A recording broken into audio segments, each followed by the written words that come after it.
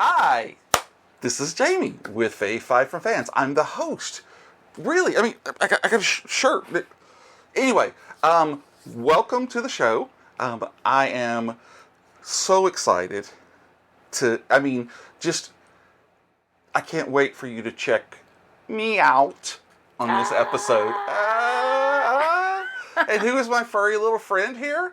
This is Chelsea. Welcome to the Plastic Microphone Studios. Well, thank you for having me. I am absolutely thrilled. For you who don't know, this is Nelson G's sister.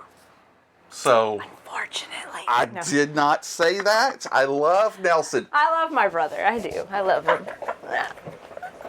So, we have decided to do something that I love, and that's when people come and they have their own ideas of what they want to do for the show. And so back and forth. You're in the 501st as well. Yes, I'm in the 501st. So we've talked a little bit about Star Wars, but yet, what did we end up settling on? Cats, just like Grumpy Cat right here. R.I.P. Yes. Grumpy Cat. And so we decided to talk about cats on screen, or fictional cats. For example, if it's in a book or something like that. Yeah. And I kept my list, as much as possible, with one exception, to real animals. Like they were real cats. Now they may have voices, they may do something else, but kind of stuck to real cats, not like the Cats the musical. No, I didn't know. Yeah. So I asked you to get together 5 of your favorites, and then 2 honorable meowchins. Were you able to bring honor and glory back to the Gonzales family? I did. I only came with 2 honorable mentions. I did. That's crazy. Yeah. That is absolutely crazy. Wow. Yeah. Well, thank you. Already. Good job. Yeah. I already like you more than your brother. All right. Well, I think if you're ready, I'm totally ready. I'm ready to do this. Let's get this going. All right. Let's get it going. What is your honorable mention? Well, an honorable mention is something that you just couldn't get in the 5, or that it was so noteworthy that you had to add it, or it was just because you wanted the extra space. Really, honestly, that's what you want, the extra space. Yeah. So if you have 2, why don't you go ahead and give us both of them? Okay, so my first one is Church, short for Winston Churchill, which is from Pet Sematary. Okay. And specifically, which one? I prefer the one in the remake. Okay. Now I'm not dissing the the 1989 guy, but I prefer the look of Church, of the cats they used for that film, and he just looks very menacing in the posters and in the photos and everything.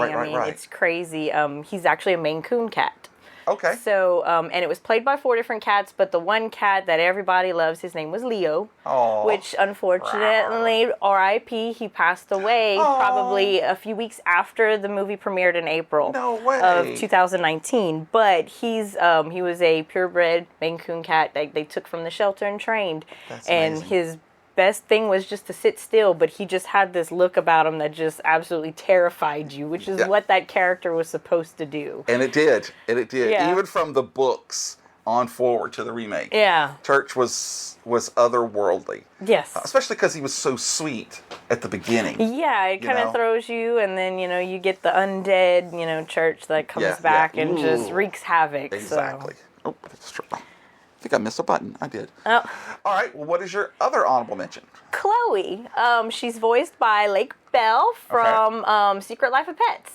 The fat from the little movie. cow. From the movie Secret Life of Pets. I do love some. I do love some animated, and I love me a good sarcastic cat. The normal of what people perceive a cat to be. Wow. Chloe is the epitome of cats, and I love her. You have cat to be kitten me. That's your choice? Yeah, that was my choice. That was my choice. Actually, never seen that one. But yeah, I know. But is there a sequel to it as well? I think there's 3. I've only seen the second one a long time ago, but after I was choosing mine, I had to rewatch Secret Life of Pets, and I fell in love with her all over again. She makes me laugh. She does. She's hysterical. All right. Well, I like that one. That's a good one. I will go and watch it just for you. No, you should. I will. You should. It's entertaining. Well, I also have 2 honorable mentions. Okay.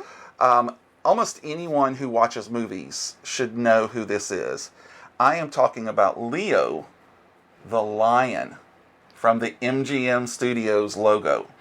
Oh, yeah. So if you go back to, I think it was the 20s, maybe the 30s, when they decided to turn this in. So they've gone through lion after lion. Because, I mean, they've been doing it 80 plus years, I think. And one of the reasons I picked him is because I think it's so cool that sometimes you just see the, just it's like a picture of it, but then sometimes he's moving. Yeah. I think it's iconic. And even though it's a big cat, it's still a cat. It's still a cat. So they all have the same mannerisms. That's right. I do want to debunk what a lot of people, even myself, might believe is that when they filmed the original Leo, which was in the 30s, so that's when it started in the 30s, Okay. that afterwards that Leo mauled the trainer who died 2 days later from his injuries. Oh. That is completely false. I had never heard that, so... I've heard it multiple times in multiple different places. Because there's this famous picture, and I'll try to put it right here, where it's the cameraman, the trainer, like off to the side, and Leo's right there. And when you look at that picture, you're like, oh yeah, I could see that. He could eat him. I could eat him. But I checked Snopes, never happened. So okay. There you go. My other one is maybe someone you won't be intimately familiar with, because he is from Star Trek, The Next Generation. Mr. Data, the android. Well, as he's trying to learn emotions before he gets his chip, he ends up getting a cat who he calls Spot. And it's really a cute cat. It's got that orange tabby look. It's just a very plain cat. But it's really cool because as you watch the show and you see Data is basically Pinocchio. Okay? Yeah. He sees all of the people around him. He sees how they interact. He sees the emotions that they show for each other, but he doesn't understand how to make it. Yeah. So this was one of the things that he got was this little cat, and showed up in a lot of episodes. Showed up in the comics. I believe he actually shows up in a much later, like when they jump forward as a hologram. No, I'm sorry. It's like Spot the Third or something like that. He always gets the same looking cat and everything. So much love to Next Gen and my 3 Star Trek fans out there. You guys are starting to just really overwhelm my numbers. I'm just saying. All right, well, if we've got that out of the way, you now have 5 more cats to share with us. Yes. And if you're ready, why don't you give us your number 5? Okay, my number 5 is Mr. Tinkles from Cats and Dogs, the movie. Mr. Tinkles? Mr. Tinkles, yes. I got called that in 3rd grade, but totally different. The whole premise is he was trying to prevent the scientists from coming up with a cure that would cure them allergies for dogs and so he wanted to take over the world, and cats were going to rule the world. Okay. And so he's this Persian white cat that's just a little unhinged. Yeah, okay. And he's just absolutely hilarious. Sean Hayes is the voice of the character. Okay, yes. Okay. From Will and Grace. Yes, yep. He was Jack from Will and Grace. Look at you bringing the facts. You see, I know. This is how it goes, Fun people. fact, Fun fact. channeling my inner Jeffrey, And fun fact, it was played by 2 different cats. Okay. During filming, they were called Foster and Fitz, and they were interchangeable depending on what kind of tricks they wanted him to do. Right. And then CGI was done for other parts of it for whenever he would move around. Sometimes they were just a little bit more unrealistic. Yeah. For them, but actually, according to this, the character inspiration was oh gosh, I can't even read my own handwriting. Belford Belfed. It was basically some kind of I think he was some kind of German soldier warfare Oh, thing. see, I was automatically going to Mr. Belford from like the 80s sitcom. So, No, this was like some kind of like totalitarian type guy. I don't know. Fit perfectly? Yeah, so he was just about like trying to take over the world and cats ruled, and he just was very entertaining. I mean, there was parts where, the owner's maid would put him in little costumes, and he absolutely loathed it and would tell her that, he was going to kill her one day or something like that. It was just, it's a funny movie. I don't know. I am highly entertained by it. I mean, the whole premise is mainly about the dogs, but, you have your little antagonist, which is the cat. There you go. And that's what it's all about, what you enjoy. Yes, I do. I enjoy. All right. Awesome. So what is your number 5? Well, my number 5 might seem familiar to some people. It is Cat from Coraline. So this is going to be the one not real cat that I was talking about. He's, of course, well, I shouldn't say of course, but for all the people who know, he was voiced by Keith David. Mm-hmm. And shout out to Lily. Lily loves her some Keith David. She got a picture with him, everything. And he is literally the epitome of a cool cat. Mm-hmm. I mean, he just walks around both sides of the, I guess, mirror that you want to say. Yeah. Sometimes he stalks, these little mice and kind of plays with them, and other times he's trying to tell Coraline, you don't want to do that, but you got to make your choice. You got to make your choice. So I thought he was very cool, and I really enjoyed the interactions when he could speak to Coraline, because he just exudes this this whole manner to him about he knows everything, but whether or not he's going to tell you, that's a different thing altogether. So, I really dug it. Actually, fun fact, Jeffrey, we should start calling these Jeff Facts. Jeff Facts? Jeff Facts or something. Right. Because, yeah.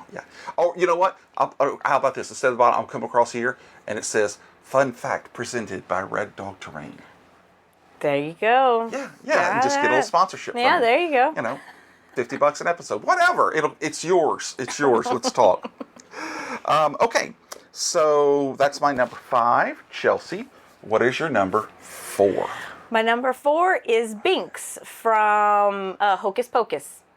Oh, okay. The black cat. Yeah. It's voiced by Jason Marsden was the voice. Okay. But he was not the original character that played it. I forget what... I can never remember what the other guy's name is, but the guy that played the actual human, Zachary Binks, was played by... Is that the bus driver that gets... No, that's another movie. No. He actually... I can never remember, and of course I didn't put it in my notes, but anyways, it was a different character that played it. Look right there on the screen. It's actually scrolling across as we talk. Oh, there you go. There you go. So, premise is he is... Back in I think it's 300 years before then, the sisters are condemned to death. They're about to get hanged. They curse the boy, and he's supposed to be protecting the candle from being lit. Okay. And we all know what happens during Hocus Pocus. Yes. The boy lights it, whatever. But he's a black cat, and he stays alive for as long as, I guess the curse is active, I guess. Wow. That was kind of how it is. But anyways, I am a lover of cats. So here we go. Fun fact. With a little mustard sauce. Oh. I'm sorry, I didn't interrupt you. You go right ahead. No, you're good. Fun fact. It was played by 4 cats. Wow. They did it with a little CGI in between, but there was 4 cats. It was Felix. They called one Mad Cat and one of them Clyde, and then Rio... Actually, no, it was more than that. It was 8 cats. It was 8 cats. I'm sorry. But only 4 of them did most of it. There were some other ones. There was Rio, Tomcat, and Freddy the cat. But they all just kind of did their own little things, whether it be to jump onto the throw a little queue. paw in and say, tag me in. And kind of thing. They were all interchanged or whatnot. There was a lot of CGI for a lot of the speaking scenes because, it would move the mouth. But there was also animatronics. So there were 6 animatronics that was used during the making of the movie. Sure, to get it to do things that you couldn't train. And back then, think about it, CGI wasn't exactly where it is today. No. So there was sometimes used where they would put animatronics in, and then they would use some CGI to kind of help it out. Practical effects, if you can't get the actor or the cat to do it, practical effects are really the way to go, because then you can just add a little bit to it, and it doesn't look quite as hokey. Exactly. Yeah, I like that. So once again, who is he? Binks. Binks. Binks the cat. Binks the cat. All right, awesome. I like that one. Well, not to, toot my own horn, but my number 4 is a perfect little cat from outer space. Oh. And I am talking about Jones, or Jonesy, from Alien and Aliens.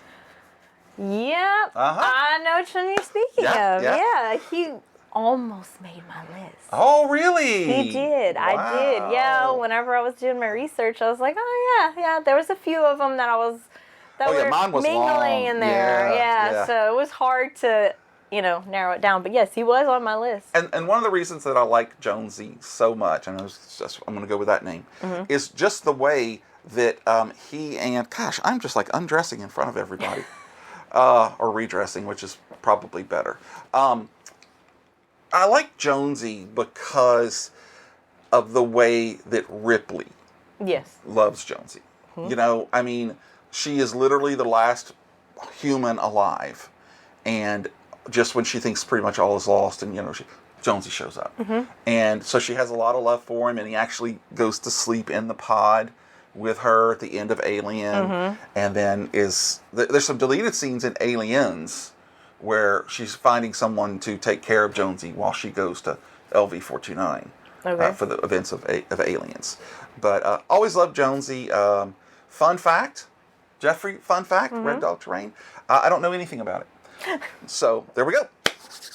All right, so we are now ready to we are now ready to hear your 3rd favorite selection. Oh gosh. Okay, hold on. This thing is having a mind of its own. Okay, so my 3rd selection is Salem. Oh, from Sabrina the Teenage Witch. Yes. Now I'm saying the 90s version. Okay. Because he does a lot of animatronic talking and things like that. Quite the smart aleck. Yes. Smarty cat. Do you see my theme that I've got going on here? I'm starting to see a thread. I do like my little sarcastic boys there. But again, Sabrina, the story is he was a wizard that was basically trying to take over the world, and the witch council came back and said, "Oh no, sir," made him into a cat, and then Hilda, which is one of the aunts, was a follower of his, and then they said, "Well, now you got to take care of him." And so we go along, and he's like 300 years old or 500 years old, something like that, and he becomes BFFs with Sabrina, and he's helping her throughout her journey of being a witch. I love that. But he's constantly crying, and he's always got some kind of emotional thing going on. But he was also played by 3 real cats. Okay. But there was a lot of animatronics. A lot of animatronics that was done with him, and puppets. Yeah, but if I can say, I think the whole the feel of the show, that the animatronics didn't really detract from it. No. Because people were like, okay, that's a 300 to 500-year-old cat. Yeah. He's gonna talk funny and act funny. But his humor. Everybody loves Salem's humor. Yes, he was constantly trying to figure out how he could come back human and how he could still manage to do his little dirty deeds that he wanted to do of taking over the world. He was hysterical. And also another fun fact, he was never in. Like, he was always in an episode. There was not one episode where they excluded him. He was in every episode of Sabrina the Teenage Witch till the day that it ended. Wow. Yeah. Huh. Have you ever read Afterlife with Archie, which is a comic book? Okay, I have not. So in it, if you can imagine, this is what we do, by the way. We take detours and that's rounds. Fine. So if you can imagine in this book, this comic, Reggie hits and kills Hot Dog, which was Jughead's dog. Okay, and so Jughead is just utterly distraught, and he takes Hot Dog and goes to see Sabrina. Okay. Okay, and Sabrina pretty much takes out the Necronomicon, Book of the Dead, and has him. They go up to a special place and they bury the dog. Okay. And they cast the spell, and so I'm not going to tell you much more about it. But they leave, and then Sabrina comes back to her house, and her two aunts are there in Salem, and they all turn into these like demonic shapes and stuff because you've broken the witch's code and and they actually banish her like to a hell dimension where she has to become anyway. But they also have a show on Netflix based on it. So, but it's a completely different take on that. Yes, it's very dark. Very much so. I mean, and when I was reading up on it, they were saying like, you know, when they decided to come up with this, you know, they wanted something fluffy. I mean, it was back in the 90s, everything was real fluffy. Nobody really did a whole lot of dark. Right. So it was comical, it was a sitcom, whatever. But the new version, the one in Netflix, they were saying how, you know, essentially his story is still the same. It's still the reason why he's a cat is because he was a wizard trying to take over the world. Right. But he's not talking in the new one, so he's quiet, but he still kind of does some of the he's conniving, and he's always with Sabrina. They said they don't know if they'll ever put a voice to him. They're not sure, but another fun fact for the new one. She's allergic to cats, so a lot of her scenes with Salem, she's rarely holding him because she's highly allergic to cats. I did not know that. That is hilarious. Yeah, so she was like, you know, as much as I would love to have more scenes with them, she goes, I really try to keep my distance because of the fact of, you know, how allergic she is. So that's amazing. Yeah, that's why he doesn't play as much of a part in the new show as he did in the old show. Because of her allergies. I got you. Well, in the comic, so after they do the afterlife, they then, like, at the same time period, start coming out with the chilling adventures of Sabrina, which is what they based it.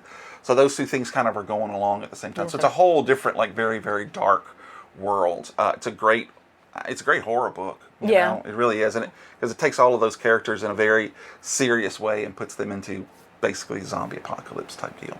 So anyway, all right, that is a great one.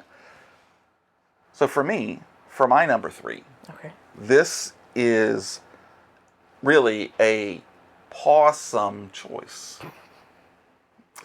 And I'm going to go with Goose the Flurkin from Captain Marvel. Yeah, you gotta love Goose. Gotta love Goose. Another one that almost made my list. I will say, he almost did. I love Goose. Goose eats everything. I mean, he eats the Tesseract. He eats, he eats not scrolls. And then just acts completely normal. I love the fact that they retconned Nick's one eye is because Flurkin scratched him. Anyway, it was just a lot of fun, and it was super, super unexpected that it would come out, you know? And I always, in my head sometimes, I'll always cross over Goose from this movie with the movie from Men in Black that has the little collar. Now you're gonna, I'm having a complete... Oh my God! I wasn't even gonna try to think of that one. The funny thing was, I did think about him, and he was amongst the list of what cats that I had. Yes, I did have him amongst my list. I don't know. I might even have it written down here because I had one list and then I narrowed it down. I know. Here we are. At you. I did. I had a whole list of them. Well, we're gonna find it. We'll scroll it. Yeah, I'll figure it out for you. Yeah, I'm sure I had it in here somewhere. So, okay, well, this is the part of the show where we break to discuss stuff. Okay. And so I know that you are a member of the 501st. Yes. What do you call it? What do you present as? My costumes? Okay. So I have 2. Okay. I am a Jawa. Recently, probably for about a year now, I've had that costume.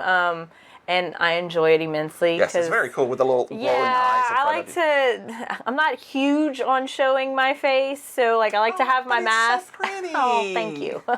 But it also gives me some anonymity, so like I get to mess with people. So I like to, especially like parents when they're not noticing, and they're like taking pictures. I like to scare people, I do. And so I know which ones I can scare. And then I do like to mess with people, take phones, run away with them kind of thing. It's fun. You can have shenanigans without I've getting in trouble. Seen some of them. And then I also have a Thai Reserve pilot. Okay. Where it's the flight suit, whatever, boots, that kind of thing. And I do that one on occasion. Okay. Whenever I feel like I'm okay with showing my face, Wow. Okay. So, those are the two that I do currently. So, I'm sure you know, because all things cosplay, Star Wars, you guys stay on top of.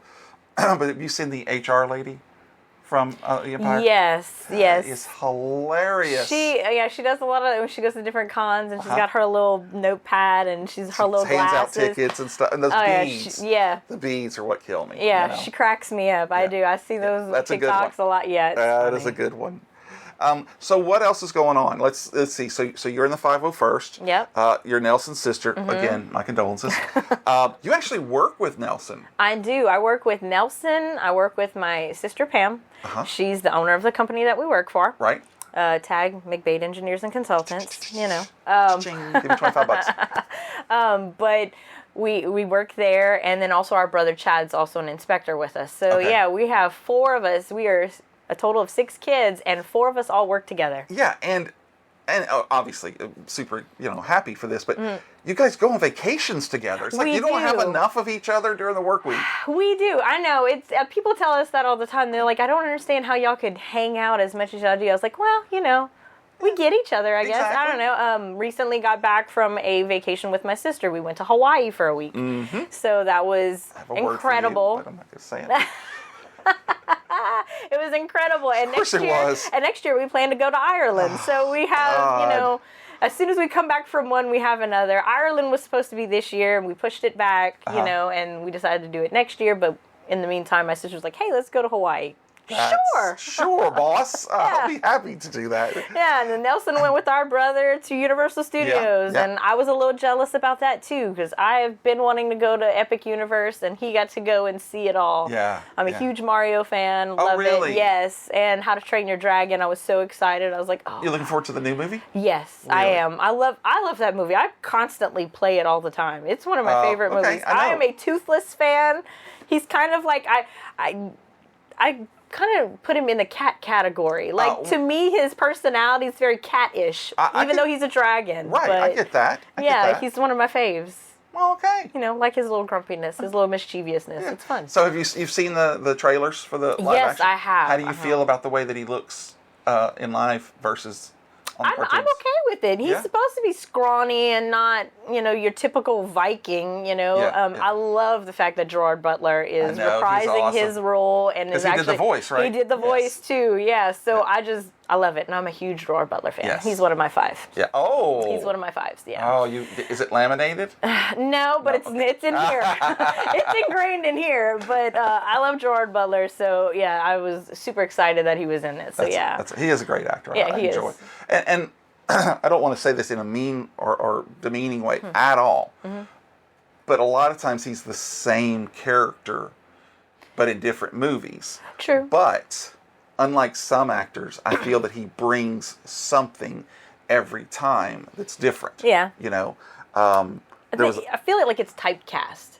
He does. They kind of typecast him into a way of just being this guy that's just gonna be, kicking butt and taking names kind of thing. Right. So I feel like you do get the same character, but he does bring a personality to each one. What was the one that he's the bad guy? Law-abiding citizen. I was going to say that one. That's so good. That's a twist to his, normal character where he's the bad guy, so you get to see a different side of him. But, I don't know, and I'm just picky like this, I don't know that I would call him the bad guy. Well, because I guess I would in call the him end, the anti-hero. Yeah. But in the end, yes, he does become the bad guy by, wanting to do it. No, I'm not going to spoil it because it is a great movie. Yeah, it is a fantastic movie. I would actually tell you to make a double feature and watch Law-Abiding Citizen and then watch Geostorm. Okay, I've never seen that one. It's really good. It's all about the it's climate change and all of that stuff. So they build a whole network of weather satellites. Okay. And it's been working perfectly for, I don't know, 10 years. And so now the U.S. is about to sign over control to the UN. Okay. And then all of a sudden they start to have these really bad, like snow in the Sahara and freezing rain, Cool. all these other things. Yeah. And so he's the one who basically, I don't want to say built it, but he's the one who oversaw all of the building. So he has to go back up there and find it. But it's a good one. It's a good one. I've watched it actually a couple of times because it is one of those movies you can just pop in and catch it any time. Okay, But, I'll have to put that on the list. So let me ask you this. You enjoying this? Yeah, I'm enjoying feeling this. comfortable? Yeah, I'm feeling comfortable. Fave Five Gerard Butler rolls? Oh, I could do that. That's a good one. That's a good one. All Yeah. right. Good, because I love him. I think I already have my list. But, that list will come quick. I know for sure. I can get that list quick. Okay, settle down, girl. Drink some water. Actually, I need to. Yeah, he's a great. But okay, so if I've lost y'all, I'm sorry. But you know what? This is just the way the show goes. It's just the way the show goes. Yeah. So it's okay. Yeah. All right. So now we're going to do the thing where, okay, this is what I want you to do. I want you to put your hand right here, up here, and then look at the screen, and then pull it off across and say, penultimate. Penultimate. Ooh. Ooh. So what is your penultimate choice? Well, he's an oldie but a goodie. Garfield. I hate Mondays. Oh, yeah. Trust me, I hate Mondays, too. I particularly grew up, I'm going to date myself, but, going to school, we would watch Garfield and Friends. That was my ultimate favorite cartoon to watch before and after school. Odie was the dog, and yes. John's the human? John's the human, and Odie's the dog. And then there's a little dog, too, right? Or a little cat? Yeah, there's that's Irma. She's the cat next door, and she is in love with Garfield. Loves Garfield. He can't stand her. He thinks she's annoying, but he kind of treats her like a little sister. Okay. But yeah, she's a little gray tabby that just like follows him around or whatever. Okay. But it's the original comic book strip was made in 1978. And that was the original whenever Jim Davis came up with the, Garfield character. And he started putting the comic strips in the paper. Mm-hmm. So back then he looked a little different. And then basically a company came in because they wanted to make it into some kind of, cartoon or whatever. Okay. And they were like, that cat doesn't really go well with illustrations. For the kids, too. Yeah, so that's the Garfield we know today, the little round, fat, orange cat, where he was a little bit more like fluffier looking in the original comics. But, everybody, loves them some Garfield. Who doesn't love lasagna, pizza? They hate Mondays. They sleep all the time. I mean, who can't internally relate to Garfield? I can relate. And he had many voices. Everybody knows Bill Murray did Which, way back when. From what I hear, Bill Murray, that's one of his least favorite roles he ever did. He does. I know they say he makes fun of it, and I never caught it, but my brother Nelson said that in Zombieland he mentioned something about it being role. his Garfield role, which I absolutely love it. I think it's funny. Chris Pratt just did the recent one that came out a couple of years ago, and I like think it's CGI one. Which I watched it the other day. Very enjoyable. They still kept to the original story of how John and adopted him. I do love how Bill Murray's voice did. Yeah, it's perfect Garfield. It's perfectly done. Yeah, like if you want a lazy voice, Bill Murray's the best. He is the best. He is the best. Now, the cartoon that I liked was done by Lorenzo Music, is what his name was, but he was pretty much the Garfield and Friends voice for it. The majority of for a long time.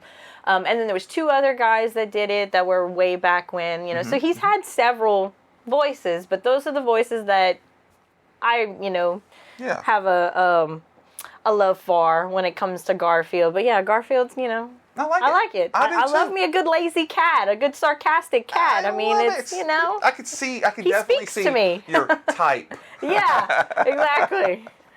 Well, awesome. Well, this is when we're getting to my penultimate, and I'm going to tell you already. It's a match! Oh, Oh, nice. I wanted to wait to get to the end, but mine has got to be church as well. Oh, okay. But from all three, like from the book, from the original and from the remake, I just think that Stephen King gave this pet to this family just to torture them spiritually and emotionally throughout the story. Cat's just, he's so sweet at the beginning, and then when he comes back, and it's like he hates the dad. He's like, that's it. You did this to me. Mm-hmm. He's kind of okay with everybody else until things start to go sideways. Yes, but church has always been a favorite of mine, and that is why he will always go down in history. Oh, I do have a fun fact about this. Oh, okay. So read about it. So Stephen King, when he was writing the book, said that the reason why he came up with church was it's partially like a true story for him. Like he lived in an area where they moved, and apparently it was off of a bad highway like that, and animals were constantly getting killed. And one of his neighbors actually, because there were so many animals that they were always picking up, she made a pet cemetery for the animals that were being killed on it. So part of his story is actually true. There was a pet cemetery where he lived at one time, that was created by his neighbor for the cats and dogs and all the other animals, and it was even some of the random like raccoons, things like that. But she would bury it in this pet cemetery, and they actually lost one of their cats. Aww. Is one of his daughter's cats. She was ran over by a vehicle, and they buried it in the cemetery. So church is inspired by his actual cat that got killed off of a road. He pulls so much of his real life into his books. I did not know that. That was the first time I read Stephen King. Nelson's a huge Stephen King fan. He knows a lot about that. I have yet to really read through completely Pet Cemetery. It's it really is. So I've read parts of it. I've let sections with him, because sometimes Stephen King's hard to digest for some people, and for me he is sometimes. But he's also not always a good ender to the book. But this book, Nelson said by far this is the best book, so I need to get to the end to see what it's like. That would be for tough. Him. It's his for best. him, it is his favorite. Yeah. Okay. Yeah. Okay. Well, look, I totally forgot. Fun fact about Garfield. Fun fact sponsored by Red Dog Terrain. Anyway, she even had some. My fun fact for Garfield. Okay. Did you know that there was a container ship that lost several containers, I think in a storm, and inside one of those containers were the Garfield phones from like the 90s? Do you remember those? They're shaped like Garfield? Yes. Okay. Yes. And it was lost at sea. Okay. And I think it's like in the United Kingdom somewhere. Okay. But every few weeks or days or whatever, they'll come out there and they'll find like 5 or 6 of them on the beach and pick them up. Wow. Yeah. So if you go and Google it, you'll see. And I guess because it's usually just the phone, because maybe the fish eat the box or it just disintegrates or something. But a whole container full of those. I remember those phones. I actually do that, and the used to be back in the suction cup things where people would put Garfield on their windows for their car. Yeah. Where he was like smashed up against the windows. So great. Well, so that's our. Well, actually, I guess I need to wait for you to tell me who your absolute favorite feline of film and studio. Okay, so this one I might not have followed the rules on this one. I don't know. You're going to have to tell me. It's not...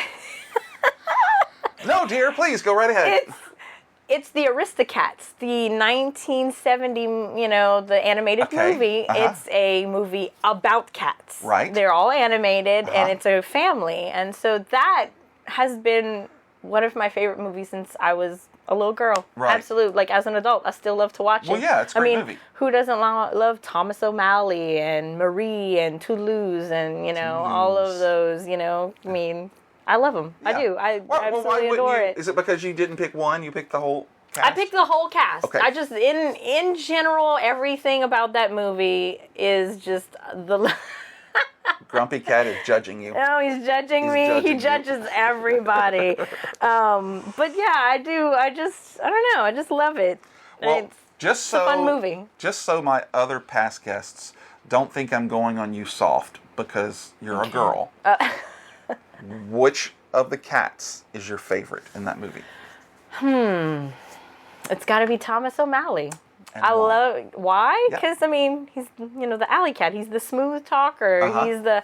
And I have a soft spot for orange cats. I do. So you would love Spot from my honorable mentions. Yeah. Spot. And Goose is also an orange cat. So I mean, I do. I have an orange cat. So I get the whole premise of why people love orange cats. Is that like Mandarin Duck, an orange cat?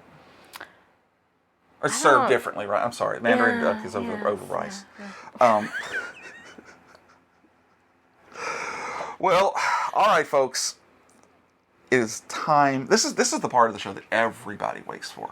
Everybody, yeah. Everybody waits to see what my favorite is. What's your favorite? That's what people, all of the comments that I don't get say that's the part of the show that they want. So, wait, though. I want you to try to stay positive. Okay. About my number one favorite, because it is Puss. Oh, in Boots. Puss in Boots. Who doesn't love Puss in Boots? Who doesn't love Puss? And he's an orange cat. He is, and he's got a killer hat and some boots. Yes, with the eyes and everything. Oh my God, the movie in itself is just so much fun because it's got Mike Myers and Cameron Diaz, and then in the second and Eddie Murphy, and then in the second movie we get introduced to Puss in Boots, and Antonio Banderas does the voice, and he does it amazingly. I know, so well that he got his own movie. Yes, and he did. I actually saw it, and it was good. Yeah, it had a slightly different feel, which I think it was supposed to. Yeah, but he's in 2 and 3 and that one, so I guess he plays him at least 3 times. Yeah. I mean, I like Puss in Boots. He pulls in that Zorro character. That's why everybody loves him, because he gives that Zorro-esque that he played before. The way that he and Donkey interact. Oh, I know, it's hilarious. It's so hilarious. It's so funny. It's like you've got to imagine that these guys were just like cracking up, Oh, absolutely, trying to do the recording. Like, there's no way they could have a straight face trying to do that. No. I would love to see the bloopers on that one. What? Oh, I'm sure it was hilarious. Like all of the movies that they do together are. Yeah. Even the one where Shrek turns human. There's so many little things in that movie. I've yet to. I haven't really gone through all. Like, I've seen the first and second one. Yeah. And that's as far as I've gone on the Shrek movies. So if I'm not mistaken, in the third one, and trust me, someone will correct me if I'm wrong. I think in the third one they somehow do a wish, and Donkey becomes this beautiful white stallion. Oh God. And then Shrek becomes human, and so anyway, they're definitely worth watching once. The dilution from the main source material, you start to see it, kind of, okay, this one's not that great. This one's not. But they're still worth watching. Yeah. So I would tell you to go out and watch it. It's good. Well, folks, that concludes it. We have counted down, and we've got 11 favorite cats. Because we had one crossover. Yes. Which is great. Or if you add the 5 from Aristocats. It goes a little bit more. I am surprised that neither of us chose the cats from Lady and the Tramp. The Siamese, if you please. Yep. In today's world, I know that is not politically correct. That it's a generalization on, Asian people. Yeah. But God, I hated those cats. Everybody. I mean, God, they were terrible. They were. It's like they reminded me of like the snake in Rikki Tikki Tavi, or all of those things where they're just evil to be evil. Yeah. And I'll tell you, Disney used to do it like this. There was no last minute changing your mind and becoming a good cat. No. They were bad throughout the movie. Yeah. Mm-hmm. So The other one, but I guess probably because of our age differences, have you ever seen The Cat from Outer Space? It was a live-action Disney movie. Okay, so I started watching one of those. Okay. It was like from like the 80s, was it? Like Yeah, 70s, 80s? maybe early 80s. And it was by Disney, correct? Uh-huh. Okay, yeah. And it was called The Cat from Outer Space. Yes, and I tried to watch it. I did. It's a little strange. It is. It is with his little collar. And he yes, could talk he could talk to with his, as long as he had the collar on, he Right. could talk, correct? Yes. So I did watch that one, and I was like, I don't know if that one will make my list. As a kid, it was cool. It was fascinating. Yeah. You know, because as an adult, I go back and look. Well, wait a minute. Why did that cat need a UFO that huge? I know. To fly to Earth. I mean, you know, what was he doing? You know, go running to Costco and picking up stuff. I don't know. Now that you say that, I don't understand it either. Yeah. I didn't get through the whole movie, so I don't know what his purpose of even going to Earth was. Yeah. But yeah, it's a lot of fun. And then, what was the other one? There was one other one that neither of us talked about yet. Let's see. I don't know. I had lists of things that I gosh. didn't. Yeah, Aslan. I mean, most people, Aslan from Narnia, Book of Narnia. I love Book of Narnia. Bagheera from Jungle Book. Tom. That's what I was thinking of.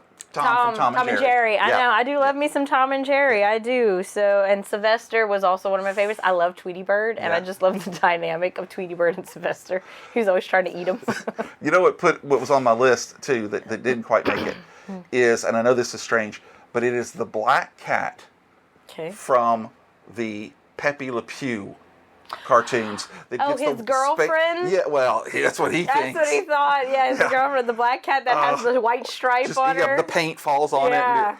And I'm just like, oh my God. And he thought she was a skunk the entire time, but she was a black cat. Yeah, she was just like, no! But again, not PC anymore. No. But there's still plenty of other cats out there to love. Yeah. So, and we just gave you some, so we hope you'll go out and find them. Yep. So I'd like to thank you so much for making this list. Thank you for having me. I know there was some little trepidation there. Yeah. But you knocked it out of the park. Oh, well. You did a great job. I tried. You cleaned the litter box. It is so good. And I also want to thank all of you out there for choosing to sit down and watch or listen to Fave Five from Fans. We know you have a choice in podcasts, and we appreciate that you choose us. We also hope you had a fantastic time. Yeah. If you enjoyed the show, please like, subscribe, retweet, buy me a coffee, whatever you want to do. If nothing else, just tell somebody about the show. Somebody that you like. Just say, hey, this is really a great show. Mm-hmm. And you can also help me out. That's my last pun, I promise. Okay. To help me out. Okay, it's not my last pun. By connecting on social media and Facebook, Instagram, TikTok. I started a Snapchat. I don't know why. But I went out and got Snapchat, and I got Mastodon, which is another one that'll probably go by the wayside. But I haven't heard of that one. Yeah. But we're on all of them. So shoot us a message and tell us what you'd like to see, and we'll do it. New episodes come out every Friday. Unless they don't. So make sure you subscribed so you get them right into your feed. And remember, folks, it may not be the best. It may not be the most popular. But if it's your favorite, it's good enough for us. Chelsea, thanks for coming and doing and hanging me out in the Plastic Microphone Studios. Well, thank you. I enjoyed it. And don't forget, folks, let the Flurkins eat you.